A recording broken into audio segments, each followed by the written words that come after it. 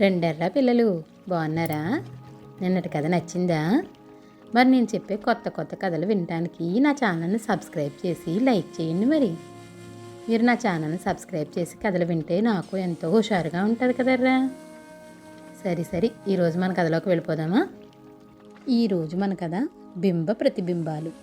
విశాల నగరంలో వివేకవంతుడనే రాజు ఉండేవాడు. ఆయన ప్రతి ఉదయము సాయంకాలము తన భవనం పైభాగానికి వెళ్ళి అక్కడ చల్లగాలిలో పచారులు చేస్తూ సూర్యోదయ శోభ సూర్యాస్తమయ శోభ చూస్తూ ఉండేవాడు. ప్రతిరోజు ఒక కట్టెలు కొట్టేవాడు ఉదయం పూట రాజప్రాసాదం పక్కగా కట్టెలు కొట్టడానికి అడవికి వెళ్ళి తిరిగి సాయంకాలం పూట కట్టెల మోపుతో తిరిగి వచ్చేవాడు. ప్రతి ఉదయము సాయంకాలము వాడు రాజుకు కనిపిస్తూనే ఉండేవాడు. అయితే వాడు ఉదయం పూట అడవికి పోతూ కనిపించినప్పుడు రాజుకు అయ్యో పాపం, వీడు ఎంత కటిక దరిద్రుడో గదా, అసలే ఎముకల గూడులా ఉన్నాడు, ఇంత శ్రమ పడితే గాని వాడికి రోజు గడవదు కాబోలు అనుకుని జాలి పుట్టుకొచ్చేది. సాయంకాలం పూట వాడు మోపు నెత్తిన పెట్టుకొని వస్తూ కనిపించినప్పుడు మటుకు రాజుకు వాణ్ణి చూడగానే ఎందుకో పట్టరాని ఆగ్రహం వచ్చేది. పాపాత్ముడు, వీణ్ణి నిలువునా చీల్చినా దోషం లేదు అనిపించేది. ఒకే మనిషిని చూస్తే తనలో ఉదయం పూట ఒక భావము, సాయంకాలం పూట దానికి విరుద్ధంగా ఇంకొక భావము ఎందుకు కలుగుతున్నది రాజుకే అర్థం కాక ఆశ్చర్యం వేసింది.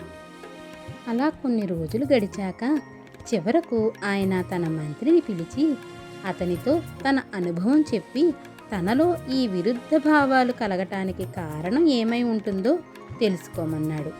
మంత్రి సరేనని 3 రోజులు వ్యవధి కావాలని అడిగాడు. మర్నాడు మంత్రి పేదవాడి వేషం వేసుకొని కట్టెలు కొట్టేవాడిని అనుసరించి అడవికి పోయాడు. వాడు రోజల్లా పడే శ్రమ చూసి సాయంకాలం వాడి వెనకనే తాను కూడా వచ్చేశాడు. రాజుగారు ఆ కట్టెలు కొట్టేవాడిని చూసి ఎందుకు జాలి కలుగుతున్నది మంత్రికి అర్థమైంది. కానీ రాజుకు వాడంటే ఆగ్రహం ఎందుకు వస్తున్నది తెలియరాలేదు. 2వ రోజు మంత్రి ఒక సాధువు వేషం వేసుకొని కట్టెలు కొట్టేవాడి ఇంటికి వెళ్ళాడు. ఆయన గుమ్మంలో అడుగు పెట్టడం చూసి కట్టెలు కొట్టేవాడి భార్య లోపలికి ఆహ్వానించి కూర్చోపెట్టి ఎంతో మర్యాద చేసింది. మంత్రికి గంధపు చెక్కల వాసన ఘాటుగా తగిలింది. గంధపు చెక్క ఇంట్లో పుష్కలంగా ఉన్నట్లుందే, అది అమ్ముకొని సుఖంగా బతకవచ్చు కదా, ఇంత అగచాట్లు పడుతున్నారేం తల్లి అన్నాడు మంత్రి సానుభూతిగా. బాబు, గట్టిగా అనకండి, నా మొగుడు కట్టెలు కొట్టేటప్పుడల్లా ఎక్కడన్నా గంధపు కర్ర కూడా దొరుకుతుంది, దాన్ని ఒక గది నిండా పేర్చి పెట్టాం. ఎప్పుడో ఒకనాడు రాజుగారు చావటం జరగవచ్చు, ఆయనను దహనం చేయటానికి గంధం చెక్క కొనేటప్పుడు ఎంత ధర అయినా ఇస్తారు, అందుకని దానిని చిల్లర వాళ్లకు వీళ్లకు అమ్మకుండా నిలవేసి ఉంచాం అన్నది కట్టెలు కొట్టేవాడి భార్య. రాజుకు కట్టెలు కొట్టేవాడి పైన ఆగ్రహం ఎందుకు కలుగుతున్నదో మంత్రికి తెలిసిపోయింది. కట్టెలు కొట్టేవాడు అడవికి వెళ్ళేటప్పుడు తన దారిద్ర్యం గురించి అనుకుంటూ తన ఇంటి ఖర్చుకు సరిపడా కట్టెలు దొరకాలని కోరుకుంటాడు. ఆ సమయంలో రాజు వాడి పరిస్థితి చూసి జాలిపడుతున్నారు. కట్టెలు కొట్టేవాడు తన పని పూర్తి చేసుకుని ఇంటికి తిరిగి వచ్చేటప్పుడు తాను దాచి ఉంచిన గంధపు చెక్కల గురించి అనుకుని రాజు త్వరగా చనిపోతే ఆ గంధపు చెక్కలన్నీ సొమ్ము అవుతుంది కదా అనుకుంటాడు. ఆ సమయంలో రాజుగారికి వాడి మీద పట్టరాని కోపం వస్తుంది.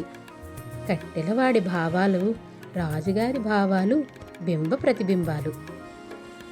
మంత్రి కట్టెలు కొట్టేవాడి భార్య దగ్గర సెలవు తీసుకుని తన ఇంటికి వెళ్ళిపోయాడు.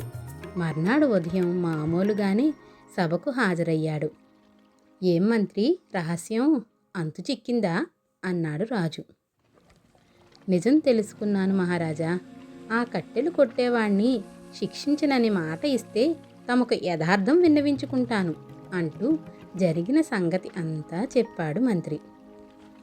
కట్టెలు కొట్టేవాడు దరిద్రుడై ఉండడం చేత గదా రోజు తన మరణం కోరుతున్నాడు అని గ్రహించి రాజు వాణ్ణి పిలిపించి తగిన విధంగా మందలించి కొంత డబ్బు కూడా ఇచ్చి వాడు ఎక్కువగా శ్రమ లేకుండా ఏ వ్యాపారమో పెట్టుకొని గడిపే ఏర్పాటు చేయించాడు.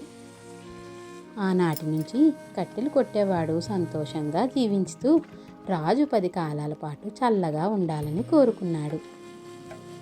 చూసారా పిల్లలు, మనం కూడా ఎవరి గురించైనా చెడుగా ఆలోచిస్తే వారి ఆలోచన కూడా చెడుగానే ఉంటుంది. మన ఆలోచనను బట్టి ఎదుటివారి భావాలు కూడా మారుతాయి. అదే బింబ ప్రతిబింబాలు. సరేనా పిల్లలు? కథ నచ్చిందా? అయితే లైక్ చేసి షేర్ చేయండి మరి. అలాగే సబ్స్క్రైబ్ కూడా చేయండిరా. పిల్లలు, నా కథలు ఎలా ఉన్నాయో మీరు కామెంట్ల రూపంలో కూడా పెట్టండి. అలాగే మీరు ఎలాంటి కథలు వినాలనుకుంటున్నారో కూడా నాకు కామెంట్లలో పెట్టండి. సరేనా?